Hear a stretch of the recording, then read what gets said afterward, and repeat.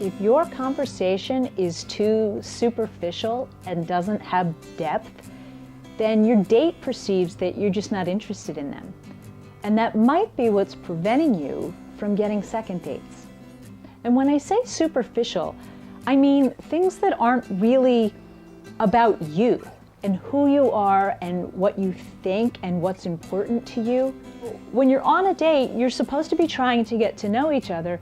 And if your conversation is all about very light and non-meaningful things, non-relevant things, then your date's going to think that you're not interested in them or that you're just too superficial.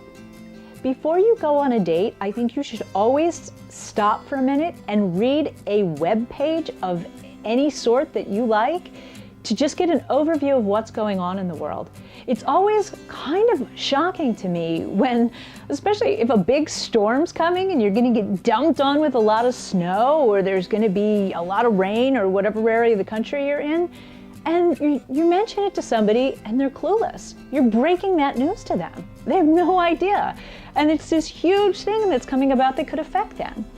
And I think, unfortunately, it leads someone to make an immediate judgment about you that you're really just not in touch. And maybe you're a little self-absorbed, that you're not even aware of what's going on in the world around you. So before you go on a date, open up your favorite homepage, Yahoo, MSN, whatever it is, or go to like abcnews.com or one of the news stations and just get an overview of what's happening in the world, so that if your date brings it up, you don't seem uninterested and uneducated. Superficial conversation on a date is sometimes fun. You know, if you're a movie lover and you like to talk about movies a little bit, but don't go on and on. And if you're one of these people that remembers all the lines of different movies, please respect that most people don't. And unless you've seen a movie 20 times, it's really difficult to remember every little part that was said. And if you start talking about something that's really important to you, make sure you're gauging your date's interest. Going off on long tangents about anything on a first date is a little bit of a disaster plan. So keep things succinct, relevant, specific to you. Your date is trying to get to know you. So make sure that your topic of conversation is really largely about exploring to get to know you. And I think sometimes when you get nervous, maybe you start talking about your friend, and now you're all telling your best friend's whole life story, and that's great, but now your date's going, well, maybe I should meet your friend. So be careful not to make your conversation about other people and other things that aren't specifically relevant to your life, because it makes you seem superficial. And make sure that you're not dominating the conversation, that you're asking questions.